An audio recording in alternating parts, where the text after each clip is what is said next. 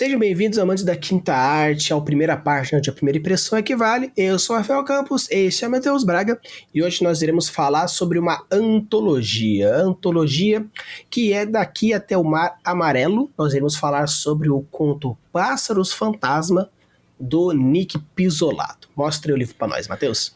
É isso aí, Rafa. Eu tô aqui com o livro da editora Intrínseca. É uma capa relativamente simples, né? Meio minimalista, né? Na verdade, o nome do livro é Daqui até o Mar Amarelo e outros contos, porque um dos contos se chama Daqui até o Mar Amarelo e todos os contos são do Nick Pizzolatto.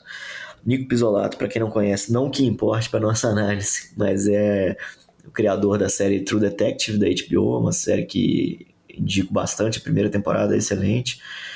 São temporadas independentes umas das outras, apesar de terem mínimas conexões entre elas, né? São temporadas independentes, pode assistir isolada. A primeira é fora de série, a segunda acho que a primeira e a segunda só são escritas pelo Nick Pizzolatto, a terceira e a quarta já são outros criadores. E ele tem também um livro que foi lançado antes desse aqui, que é o Galveston, que também já virou filme. Então ele é um cara que está mais ligado talvez na indústria televisão, cinema, né? Apesar de que esse aventura, né, de alguma forma aí no mundo da escrita também. Nada disso importa pra gente, né, Rafa? Vamos direto ao ponto. Vamos ler o primeiro conto dele aqui desse livro, né? Não vou ler o conto que intitula o livro, né? Vamos para o primeiro conto de fato aqui na obra, que é Pássaros Fantasma, Nick Pizzolatto. Então a cidade ingressa em outro maio apático e escaldante. Pais fazem caretas enquanto puxam seus filhos pelo Museu da Expansão para o oeste, e barcaças gemem Mississippi abaixo. Algo explodiu na fábrica da Downing Industrial e os gases estão tingindo os pores do sol com tonalidades de roxo e laranja plutônio. Trabalho das 11 da noite às 6 da manhã. O parque está deserto e fico de vigia em uma janelinha aberta em uma parede de aço a 192 metros de altura. A leste, 36 hectares de grama e árvores. A oeste, pontes sobre o rio e as luzes da cidade de St. Louis. Faço a patrulha sob um céu roxo. Não dá para ver as estrelas este mês. E, após vasculhar a propriedade com meu binóculo oficial do Serviço de Parques dos Estados Unidos, me espremo para fora da janela e salto do topo do arco de St. Louis. Uso uma Peregrine II, uma mochila fechada a velcro, fabricada pela Consolidated Rigging, que a comporta um paraquedas com um velame Ace de 22 metros quadrados. E meu equipamento é preto: capacete, joelheiras e cotoveleiras, um lenço preto sobre o nariz e a boca, mas nos olhos levo o vidro azul dos óculos de visão noturna NVT de quarta geração. O arco é feito com aço de Pittsburgh e chamado de o Portal para o Oeste. E quando estou com uma das pernas pendurada para fora da janela e ventos fortes atingem meu rosto, posso escolher olhar para o bosque escuro lá embaixo ou para a janela do outro lado, onde arde St. Louis. Nesse instante, sinto que é como estar montado sobre a intersecção adormecida dos sonhos de um país. Gishin Funakoshi nos diz que a verdade está nos sonhos. Fim. Avançamos também um pouquinho aí, que facilmente caberia também na primeira página, se a editora quisesse, mas não quis. A gente traz sempre essa crítica aí na maioria das edições. Enfim, vamos lá. Quais são as primeiras impressões sobre o Pássaros Fantasma? Minha primeira impressão é que ele, como roteirista, é um péssimo contista. Várias críticas, não é isso? Mas vamos lá. Vamos por partes. São 3 parágrafos nessa primeira página, pelo menos até onde a gente pegou. E, como o Matheus mostrou, né, tem um espaço relativamente grande que daria para pegar a continuidade toda num ponto só, mas, querendo ou não, são 3 parágrafões consistindo 3 passuco, né? Esse ponto. E assim, acredito que ele deve ser um roteirista muito bom Porque o pouquinho que eu já conversei com alguns amigos que são roteiristas, precisa de todas essas informações que tem aqui. Para poder identificar qual que é o tipo de angulação que o ator precisa fazer, o Material que vai ser direcionamento usado. pro diretor, a questão do cinegrafista, a parte do cenário. Então eu acredito que eu vejo, né, essa minha colega que faz trabalho de roteiro, ela diz que as pessoas que migram de história para roteiro apanham muito porque o que é pra gente é infodump, pra eles é informação necessária. Que acredito que seja um mal que esteja acontecendo aqui. Porque o que acontece?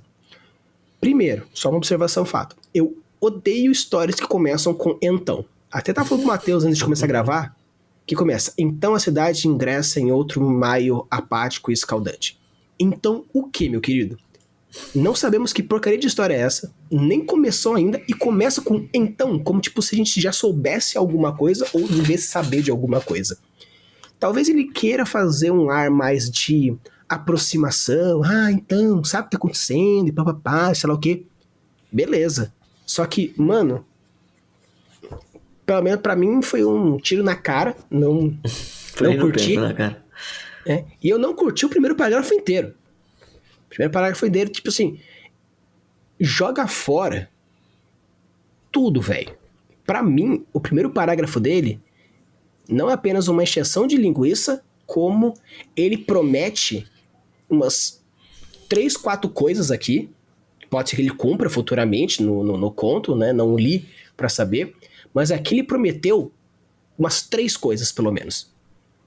Então, pode ser maravilhoso. Tipo, o cara já meteu conflito, o cara já meteu ambientação, o cara já meteu contextualização de personagem. Mas como tá muito aberto, parecendo muito mais macarronicamente descritivo, pra mim, dificilmente eu encararia isso como um foreshadowing ou, no caso, uma antecipação. Pra mim tá com muita cara de sou roteirista e tô escrevendo um conto aqui. Eu concordo com o Rafa essa análise da questão do roteiro transicionar para escrita.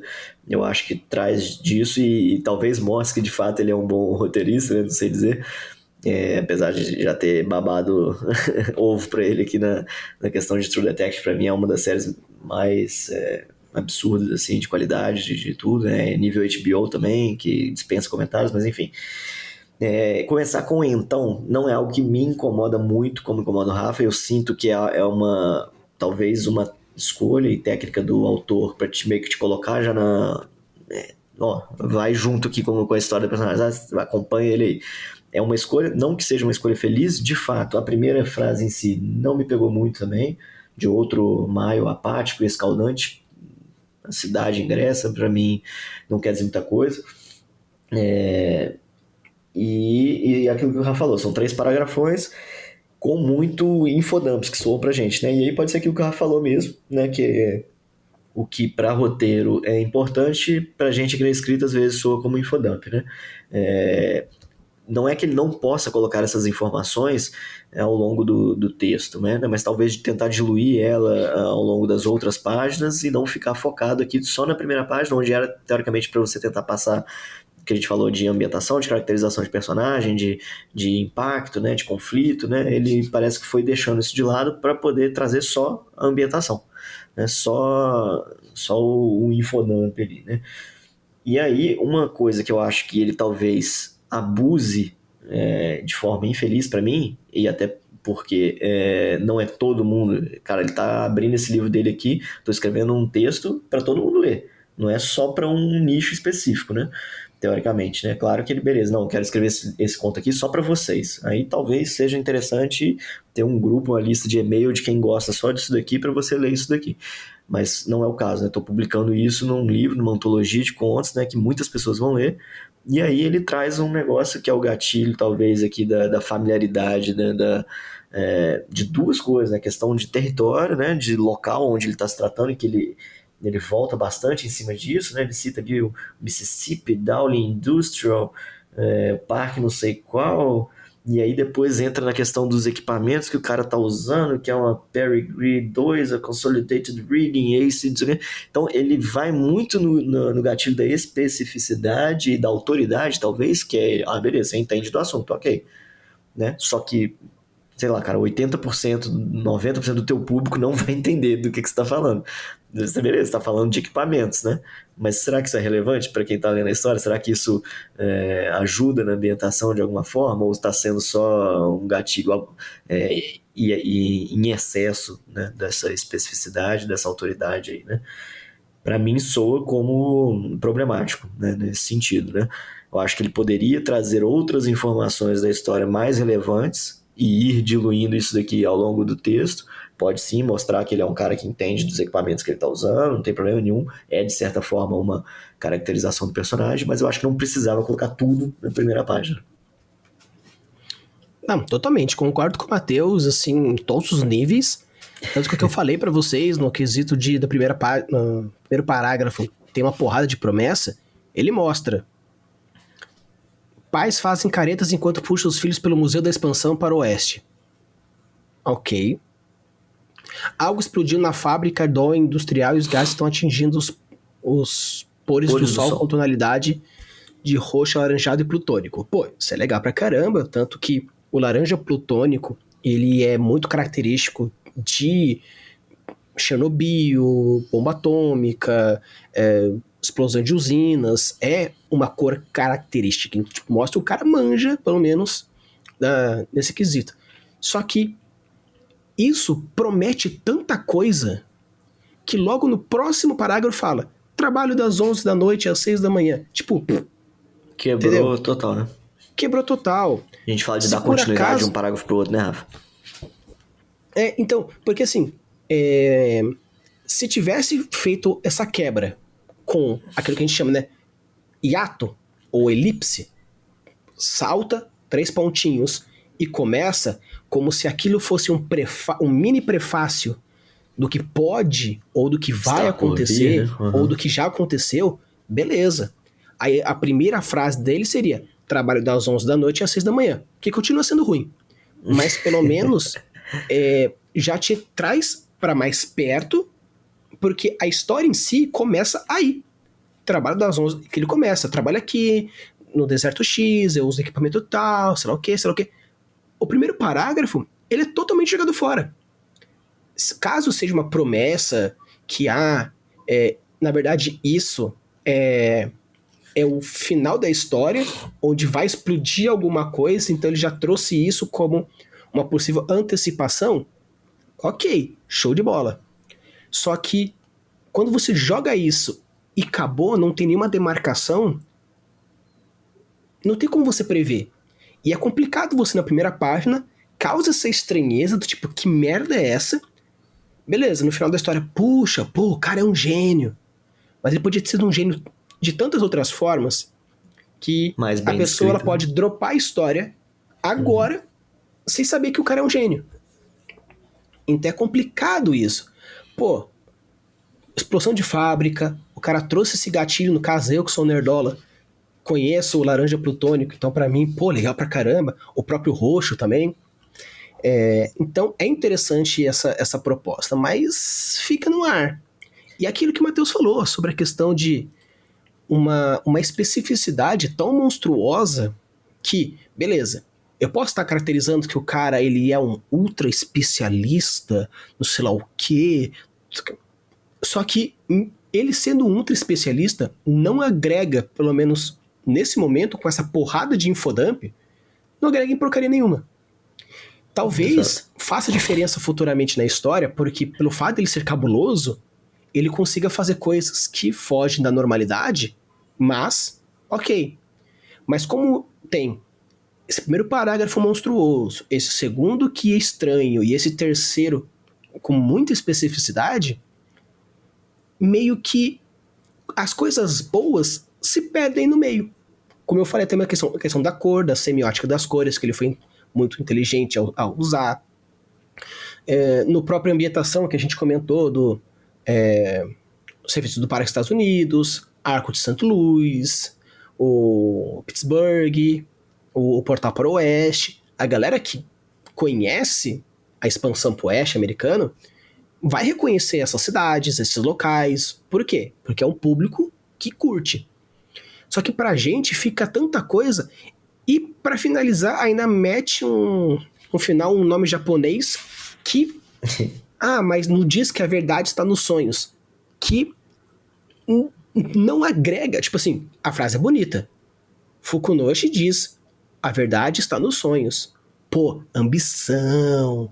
Pô, vontade herdada. Pô, maravilha, cara. Uma frase muito boa, mas é aquela coisa. É aquele tempero muito bom no charco, perde a força do tempero, entendeu? Então, assim... me pegou em muitos pontos que Matheus ia lendo e pensava, né? pra quê? E assim, e aí você para pra pensar, o que você pegou da história em si? Acaba você se perdendo em tanto nome, em tanta coisa específica, que você não sabe direito. Eu tava até dando uma voltada aqui pra ver qual é o cenário que está acontecendo de fato, né? Ele cita ali que ele é um cara que trabalha de vigia, tá no 92º andar, 192, acho que é isso, né? E ele tá fazendo a patrulha ali, ele trabalha de madrugada, e ele tem um paraquedas e ele salta desse prédio alto que ele tá, né? Basicamente é isso o que aconteceu na primeira cena. E se você para pra ler isso numa sentada só, quanto você absorve disso, aonde que está o conflito disso, né? Me diga mais sobre o personagem, né? Sei pouca coisa e tal. Né, tem essa frase aí de impacto, que é uma frase legal no final aí, que o Rafa colocou, né, que dá pra pensar várias coisas. Tem até um lado freudiano aqui que dá pra pensar no sonho quando você tá dormindo, não no sonho de ambição, né, que também tem a questão aí que Freud traz do interior, né, que os seus sonhos, eles são mensagens aí, até Duna traz isso nos filmes com o Villeneuve também, que eu acho bacana, os sonhos são mensagens das profundezas, né, como se fosse algo do seu interior, a sua verdade mais honesta, mais sincera, talvez, né. Enfim, dá pra a gente ficar refletindo aqui sobre várias coisas em questão essa frase do chinês aí, não sei qual que é a origem do cara. Mas, enfim, eu acho que são tantas coisas que se perdem, que poderiam ser melhor trabalhadas, né? Que ele se perde aí inserindo infodumps e especificidade, autoridade, né? E, enfim, não me pegou, já dando o veredito final aí, não viraria por causa disso. É uma pena, porque eu gosto muito de True Detective, como citei, né? Pra mim é uma puta história, personagens bem construídos. Eu peguei pra ler, depois de True Detective, depois de assistir o livro que a gente até citou no começo aqui, Galveston, pra mim foi um livro muito legal quando eu li na época, não sei se hoje passaria também, né? Lendo isso daqui me dá a impressão de que ele não sabe escrever, mas eu lembro que na época que eu li, que tem muito tempo já, eu gostei da história também. A história foi até adaptada para cinema também, enfim. Eu sei que ele tem potencial, né, de criar histórias envolventes, histórias boas, mas de fato esse conto me faz questionar se ele sabe escrever de fato como escritor mesmo. Talvez o conto, né, daqui até o Mar Amarelo, a gente possa até Possa no trazer próximo mais mês aí pra frente. digerir um pouquinho esse cara aí, a gente retome ele, como a gente vai retomar outras antologias, no caso, daqui até o Mar Amarelo, da mesma forma que a gente escolheu, né, antologia que também virou filme, tá, do caso da Chegada, e você percebe que, às vezes, talvez, o grande história que dá o nome fosse o melhor dele. E aqui, infelizmente, ele tenha pego talvez a primeira história dele, ou uma das primeiras, ou a transição que ele está fazendo de um para outro. Mas, no caso aqui, infelizmente, mostra muita coisa que é um amadorismo. É um amadorismo. Tanto que até os 3 inscritos que a gente já trabalhou até então não possuem esse nível de amadorismo e são iniciantes também. Então você percebe que realmente é um quesito de treino, adaptação, Vício do roteiro aí. roteiro, essa transição de roteiro, porque depois de tudo isso, o que tem a ver com Pássaros Fantasma? Que poderia ter até brincado, já que o título do conto é esse, e ele tá alto pra caramba à noite, e ele vai Dá pra ver que vai assaltar, ter algo aí, ele né? podia até ter brincado, falado, e eu aqui em cima como um pássaro que vê tudo, porém ninguém me vê, como um fantasma. Aí você fala, pô, o título aí fazendo sentido. E é isso, tá ligado? A história, de fato, o título é esse, o título eu acho inteligente, só que ele é uma pena porque ele é desperdiçado em meio a muito infodump, tá ligado? Tipo assim, depois você lê a história toda, você entende que é isso que ele quis fazer com o título, e foi bem feito nesse sentido, né? Mas você precisou ler o conto inteiro e tal, não sei. Mas assim, era algo que às vezes já dava pra você pegar na primeira página, né? Que ele é o cara que tá saltando ali como um pássaro e tal, noturno, né? O que é de 11 até as 6 da manhã que ele trabalha e tal, né? Um pássaro fantasma, tá sendo visto por ninguém, enfim. A ideia é essa, só que em meio a tanto especificidade, tanta infodump, tanta autoridade, entre aspas, né? Acaba desprezando pelo menos a única coisa de boa, talvez, que teve na primeira página, que foi o título. Triste. Bem, então acho que não precisa dizer muito, né, Matheus? Acredito que, né, você já spoileou e não falamos nada tão bom pra falar assim, pô, viraria, né? Então, no caso, essa história não viraria. Isso me deixa levemente chateado, porque eu sou uma pessoa meio que, apesar de ser muito lógica, quando é quesito gostabilidade, eu sou bastante emocional. Então eu fico com aquele receio, pô, mas o Daqui até o Mar Amarelo é uma puta história renomada, sei lá o quê.